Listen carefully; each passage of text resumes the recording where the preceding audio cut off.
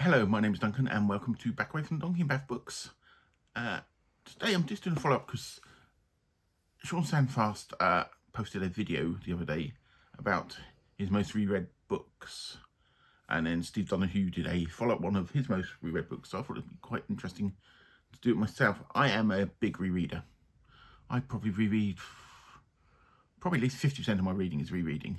People who don't reread books, I don't get. The same way people who don't watch a good film again, I don't get.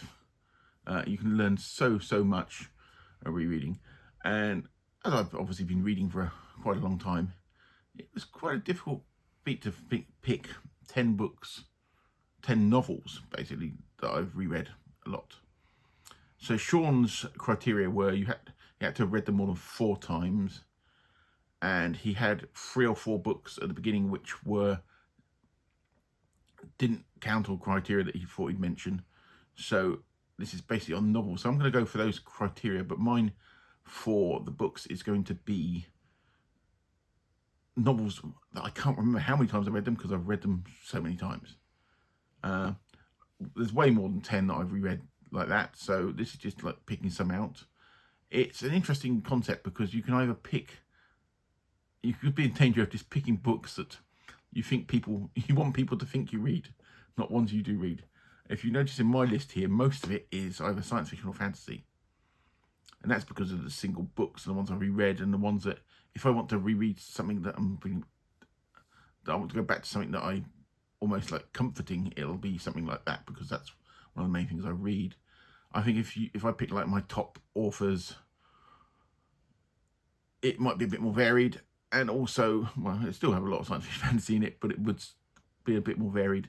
And also, if I picked books that I've reread, because not all of them, I might have to do a follow-up to this of books that aren't novels that I've reread a lot, because I do read a lot of short stories, a lot of short story collections I go back to. But yeah, it's interesting content. I said I'll put a link down below to Shaun's original video and also Steve Donaghue's video on his. And as Steve said, this does go quite well with the White Whales video that a lot of people did, and I'll put a link to mine of books that I've not got round to. I've said the sort of period, I started reading sort of what I count seriously sort of mid to late 70s, but then I've always read from a child. But ones that I've reread and ones I've love and ones I go back to that think, oh, I need to read something nice or company, and I would go back to that, or ones I just want to understand more of it. But yeah, so you will see a theme. I said a lot of science fiction, a lot of fantasy in this. I'm not sure, I can't remember what I've got there, but I'm going to start off with the ones that don't count on this list, that I have read a lot, but really I've got 4 books here, the choice that don't there. And the first one is Divine Invasions, which is a Philip K. Dick autobiography. It was biography, sorry, not autobiography. It came out just after his death, and it is really good. And I'm a big Philip K. Really big Philip K. Dick fan. I read lots of his stuff, have done for decades. And this is a really nice overview of his life, and his life is very weird. You can hear about all his paranoia and things like this, and you can see where his ideas came from. So yeah, so that was one that, if I'd been allowed to, I would have put on this list. So that one, and so I'm just going to prop it on the floor because I haven't got a table near me. Next one is, this wouldn't count because it's a novella with some short stories, which is Lovecraft's The Mountains of Madness in his collection. I reread Lovecraft quite frequently, and this is the one I always go to. The Mountains of Madness I love, and what else has this collection got into it? I remember, but this is the book I normally go to. It's got the Case of Charles Dexter Ward, which I love, and Through the Gates of the Silver Key, and the Silver Key, which one of your other ones. But yes, so The Mountains of Madness I would, but I'm not allowed to put this on the list. It doesn't count as a novel. Okay, a bit of poetry. Tennyson's selected poetry from Penguin Classics. I'm not big into poetry, but I like Tennyson, and I do reread this quite frequently. Most years I will read some of this. It's not one I'd sit there and read the whole lot through, but I always have it flying around. And I can't go on this list because it's not a novel. And finally, book I only finally read last year was Clifford Smack's City. Dogs, robots, what more is there not to love? Playing Fast and Loose with Evolutionary Biology. But it is a lovely, lovely book. I've only ever read it twice now. I read it twice last year, actually. So that will end up being a book that I forget how often I've read. I'm sure about it. Now to the proper list. Now I said it's quite a weird. I said we'll do a theme. I'm going to pick this one first. This is oldie goodie and everybody got it. It's The Lord of the Rings, which I have many, many copies of, different versions of. This was first read to me by my school teacher who read it in class. And I went off and read it, and I have read it more times than I can possibly say. Probably reread it every couple of years. And so this version I picked up in the early 2000s, I think, this one there. And actually it's quite a nice edition to read. It's probably basically my reading edition at the moment. But yes, I love Tolkien's prose. Everybody said everything about it. The world building, which is a term I hate, but everybody said everything you can about Lord of the Rings. But it's a book that I go back to and I reread, and I love and I enjoy. And I've got incredible memories of reading it as well. So pop that one down there as well. Keeping on the fantasy bent, Raymond Feist, Magician. I have read this book more times than I could possibly count. I brought this when it originally came out. This is the version. He did a author's preferred version, which I've got on the shelf back there, which has got about an extra 200 pages. I don't like that version. I think this version, the original published version, is better because it's tighter. It's because the stuff he added to it didn't really add to the story. But yeah, I do love this cover. This is my original version. I read it, I said, when it was released, and I was playing a lot of Dungeons and Dragons at the time. He borrows from Tolkien and all the people that have come before him, but he managed to do something quite different with it. His style is very easy to read. You could almost say this is almost a science, the whole series of science fiction. I think it's about 39 novels in the final thing, or 29, or I don't know, because I'm in the middle of rereading them all at the moment. But this original first book is probably still my favourite. Probably not the best written, but it's just got memories and stuff like that attached to it. But yeah, Raymond Feist, Magician, a classic in the sort of fantasy sphere. It's not what the youngsters like to call grimdark or anything like that. It's just a very enjoyable fantasy book. Youngsters? I don't like youngsters. Okay, which one should I show you next? Okay, for some reason, I've only got picked up the second book off the shelf. But I think the second book is probably the best of the trilogy. This is The Tripods, John Christopher's. It's a sort of what you'd now call at the time was sort of a juvenile novel, what they now call young adult. And it's borrowed from War of the Worlds. And this is the TV series version, which I have. And these books are easy to read, but then there's just something about them. And I just go back to them and I reread them, and I've read them more times than ever. And I said I think this second book is probably the best of the lot. The third one, when they meet the aliens, is... but basically, if you don't know, it's a sort of future society. The tripods are aliens that have landed, and basically the Earth had been thing, and they control people by, at the age of, is it 16 or 18, they give them a cap, which is a thing implanted in their head, which helps sort of control their emotions and their things and that, and that's how the tripods, and this is just the story of three guys trying to avoid that, and their adventures doing such. But yeah, it's a great book. If you've not read it, read it. And John Christopher, one of his adult novels, or The Death of Grass, which is made into a very, very grim film, is worth reading, post-apocalyptic. And it's raining outside. I've just seen a postman walk past looking very damp. And I'll pop it down there. Okay, next.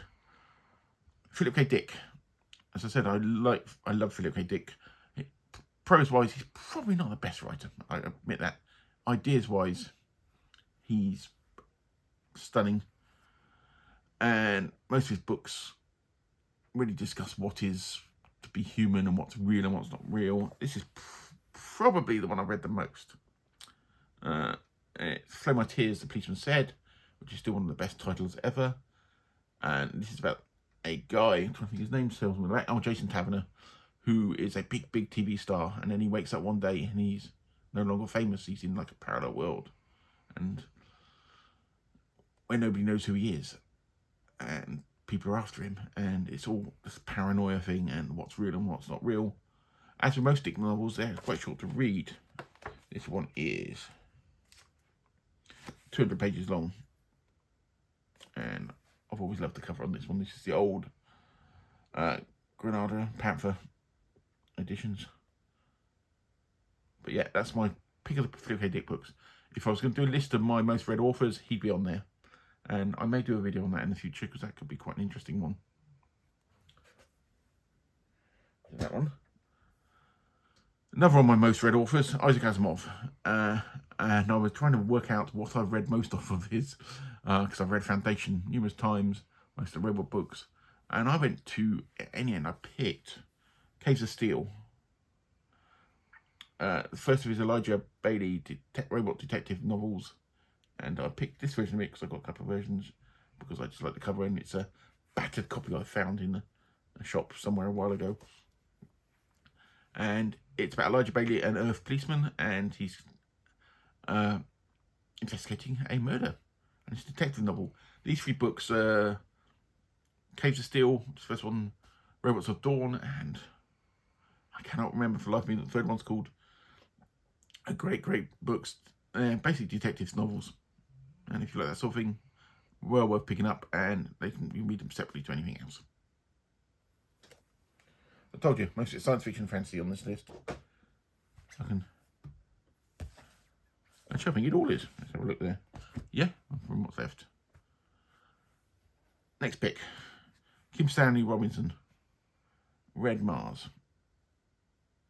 This is the first in a trilogy, Red Mars, Blue Mars and Green Mars.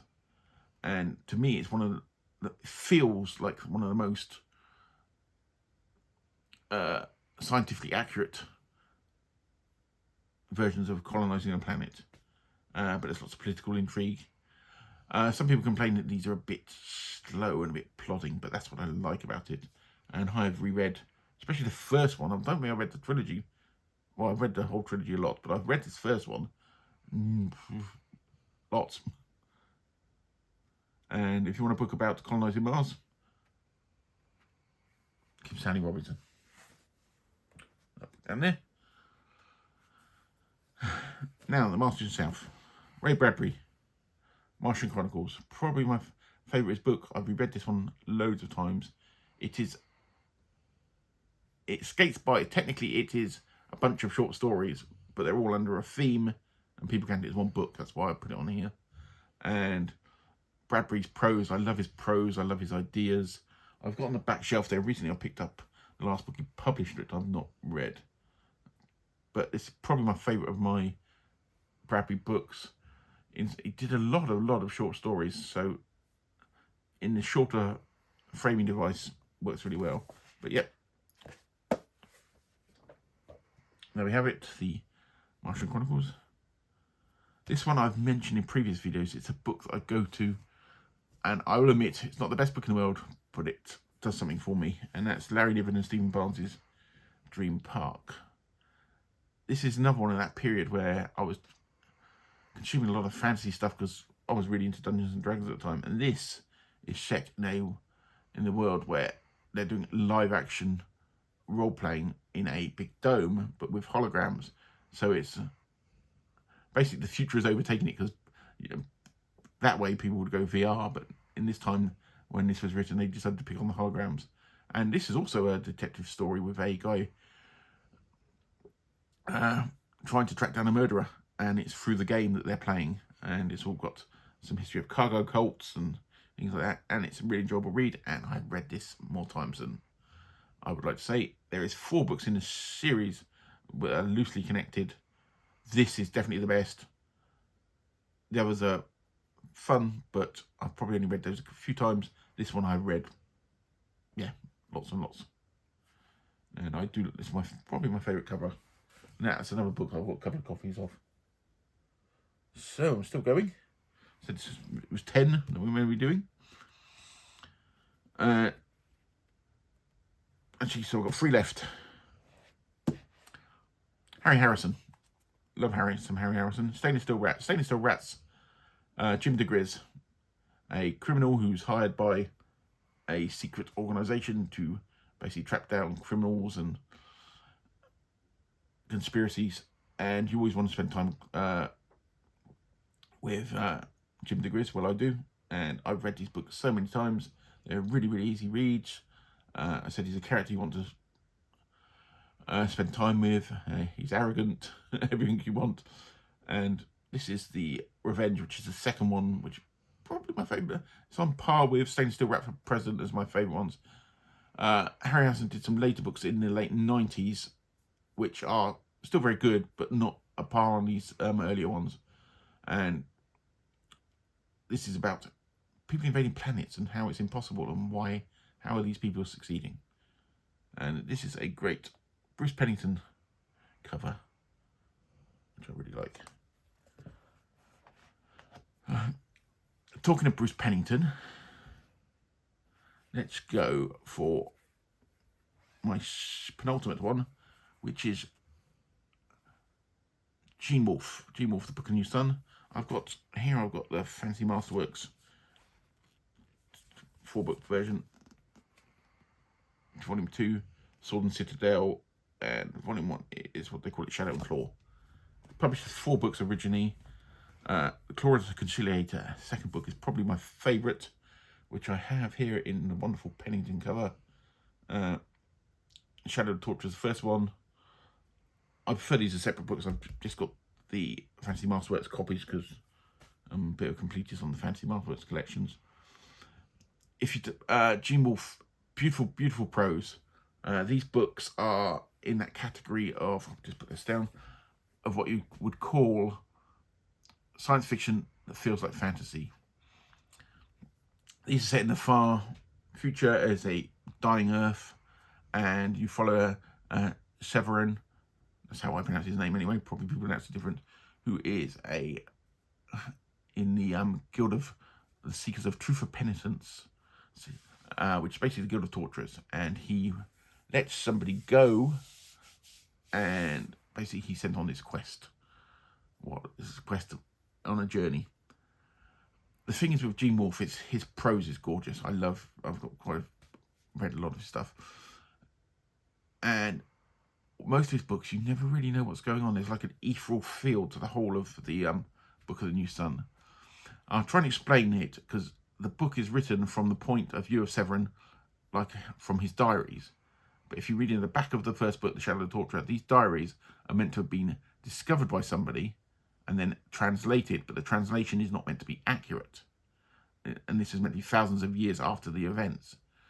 But also, Severin always says through the book that he has an eidetic memory, that he has perfect memory. But there's bits through the book that you think, no, he hasn't.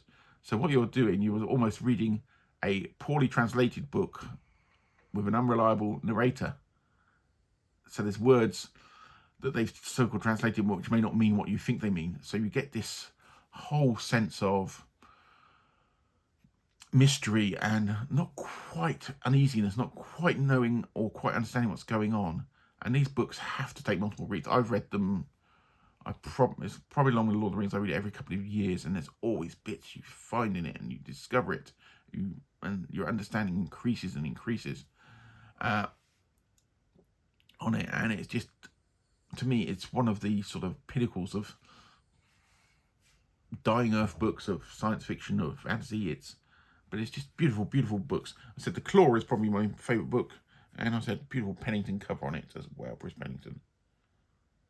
And then, so that's my 9th choice. And I said my final choice, weirdly, is a novelisation. Okay, I read quite a few novelisations. This is the one by Anne Crispin of V, the miniseries. V was a big thing when it came out. It came out in, was it 82? Los Angeles Olympics.